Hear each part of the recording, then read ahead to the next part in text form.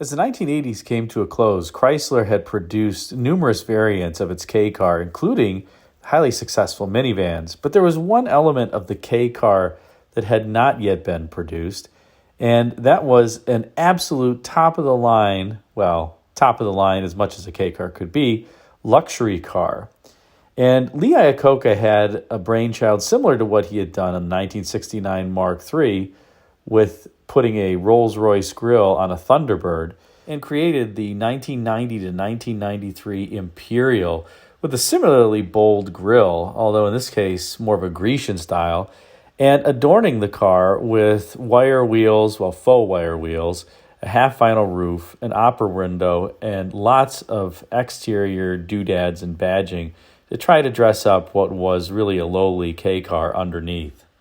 In truth, the Imperial was little more than a dressed-up 1990 to 1993 New Yorker Fifth Avenue, which rode atop a 109.6-inch stretched K car wheelbase and measured about 200 inches in overall length.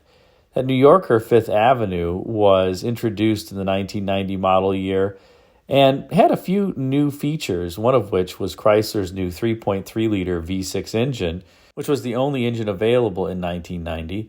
But in 1991, a larger 3.8-liter V6 became optional. Even though it had the same horsepower as the 3.3, it did have more torque. The New Yorker Fifth Avenue and the Imperial also introduced Chrysler's new A604 4-speed automatic transmission, which would be known far and wide as the infamous transmission that would often go into second gear limp home mode, and also really was not anywhere near as durable as the historic Chrysler Torque Flights were. There were also a number of visual differences between the New Yorker Fifth Avenue and the Imperial. More specifically, up front, the Imperial had a sloped-shaped hood versus the New Yorker Fifth Avenue's more angular profile. And the rear was also different, with the Imperial getting full-width taillights very similar to the wonderful Chrysler TC by Maserati.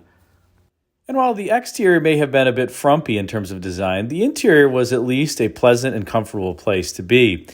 With Mark Cross leather featured as standard equipment, or a buyer could get optional Kimberly cloth. Seats were 8-way, power adjustable, and the headrests were also adjustable in 4 positions versus the standard up and down. Also, while the car still looked rather small from the outside despite its relatively stretched wheelbase, Chrysler touted that it had more legroom inside than even Cadillac's ultra-large Fleetwood Brougham. When it came to standard equipment, the Imperial was pretty loaded, as they say. It, as I mentioned, had standard leather on the interior, but it also had power windows, locks, seats, automatic headlamp delay system that enabled the lights to stay on for about a minute after you exited the vehicle, an automatic self-dimming rear-view mirror, a leather-wrapped steering wheel, of course cup holders, which was a luxury feature for the time. And you could even get Chrysler's so-called ultimate Infinity 2 sound system. The Infinity 1 sound system was standard, and this really was a great stereo system for your Imperial or for any car. Overall, the interior of the Imperial wasn't a bad place to be at all, although the dash theme really wasn't anything to write home about and was kind of pedestrian. But you did at least get a standard airbag in the Imperial, something that was coming in vogue in American cars in the early 1990s, and Imperial had it for safety reasons. Unfortunately, despite all the trim upgrades, the 1990-1993 Imperial really was not a success, and perhaps that was foreshadowed back when the car was introduced by Bob Lutz famously declaring to the press that Chrysler would never produce a vehicle like this again. Let's listen in to Bob talk about the 1990 to 1993 Imperial, his thoughts on the car, and also his personal Imperial that he had modified so that it was significantly more stylish than the stock version. Here's Bob. And when you arrived at Chrysler, the minivan was already kind of done, right, with Hal Sperlich? Yeah. But in the K car was... That was a road to nowhere. I mean, it was tapped out. Tapped out. I mean, Chrysler was out of various ways of lengthening it and shortening it and so forth. That last Imperial, though, Bob, that was a home run, right? The K-car based Imperial with the half vinyl roof and that was adding cost, opera right? windows. But that's a perfect. Isn't that adding good cost? The opera window and the real wood trim on the inside and lengthening the wheelbase. Nothing to do with that. But I did myself an Imperial. You did? Yeah. Didn't you famously say about that Imperial, by the way, to the press? Take a look at this. Take a good look at this. It's the last one of these you'll ever see. I'm sure that endeared yourself to some folks. Iacocca thought it was the most beautiful car he'd ever seen. And he said to me, "You may not like it now, but when you're 60, you're going to love that thing." And I didn't say anything because it showed that he doesn't understand the age wave. People don't grow up loving the cars that their dads loved. They grow up loving the cars that they couldn't afford when they were, in their teens. Like the imports for you. Yeah, exactly. Yeah. So he didn't grasp that. But I didn't argue with him too much. But I did one for myself, which I had totally de-chromed, including that sloped Greek temple grille. Yes. Had the chrome taken off, had it done in black. Vinyl roof taken off. Had the filigree shit taken out of the little quarter windows. And had the whole car cleaned up, lowered by about an inch. Big BBS.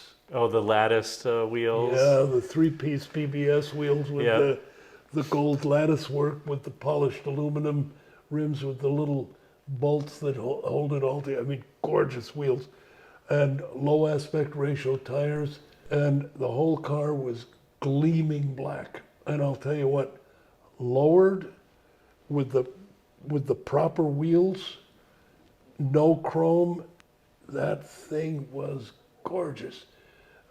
Ride wasn't very good, but it looked great. And on the freeway, I'd have guys with BMWs and Mercedes pulling up alongside and giving me thumbs Oh, really? up. Yeah. Was that your company vehicle you would drive then? Yeah, it was a former engineering vehicle that had been modified by styling.